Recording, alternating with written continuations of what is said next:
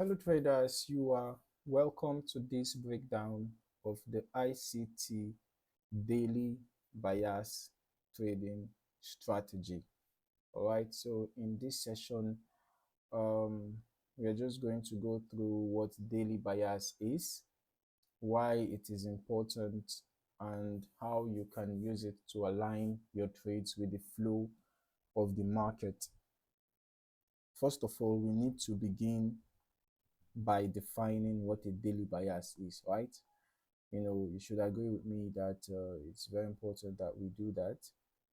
Okay, so daily bias, right, basically is the directional framework that you create for the trading day.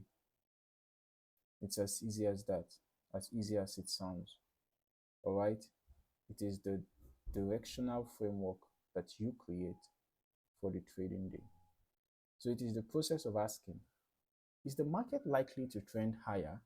Is it likely to trend lower or consolidate?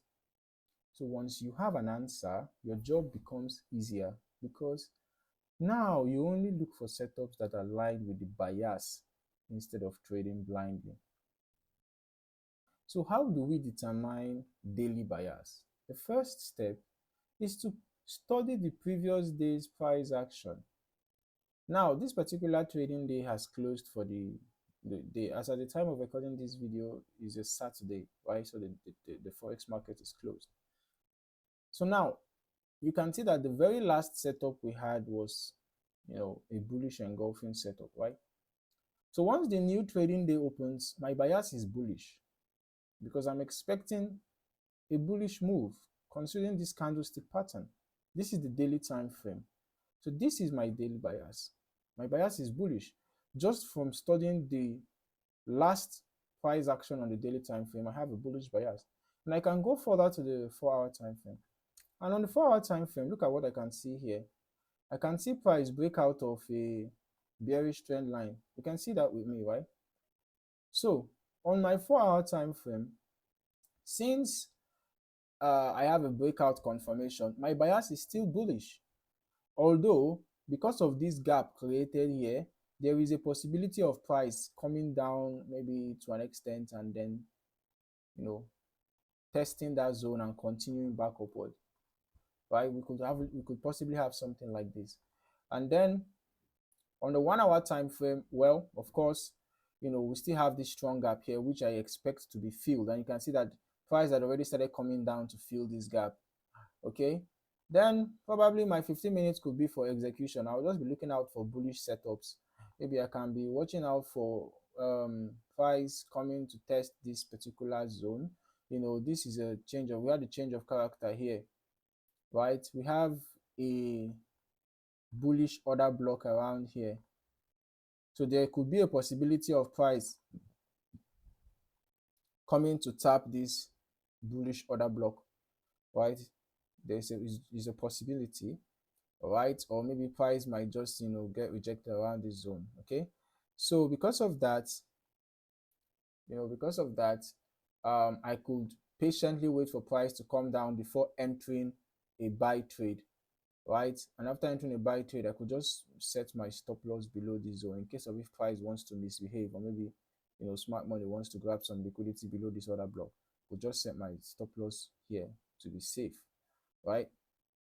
And then I could even target this zone if I'm a if I'm a long-term trader, or not necessarily a long-term trader, but if I'm a swing trader, can possibly target this zone for my take profits, and that's going to be giving me a risk to reward of about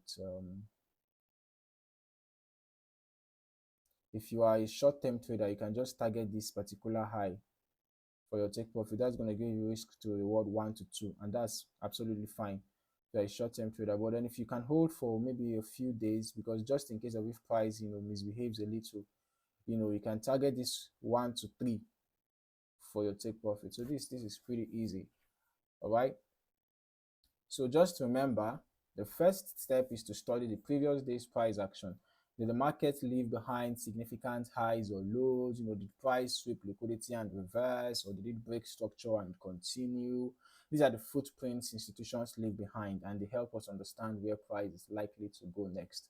Then, we have to look at key daily levels. Yesterday's high, yesterday's low, and the opening price. These levels act as magnets for liquidity. These are some of the levels you can also consider.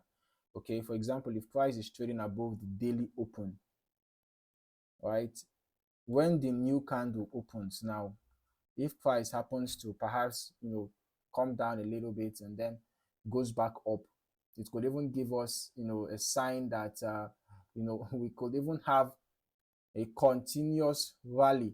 Although we have a significant zone here, right? You can see there is actually a resistance zone here. There's a resistance zone here. So price might actually react around this zone. Okay, so if you are a swing trader, if you can patiently wait for price to break this level, then our next level to target will be somewhere around here, right? So yeah, that's that. I am already doing analysis. Okay, so now pay attention to your daily highs and daily lows and all of that. Those are also important price levels. Okay, if price is trading below the daily open and driving toward yesterday's low, we can frame a bearish bias. Now the next part is also confirming bias from time of day analysis.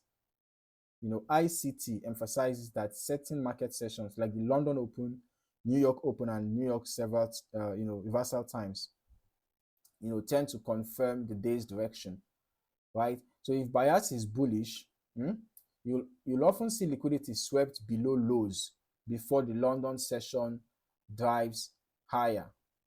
All right, so for additional confirmation, you can actually decide to use a sessions indicator.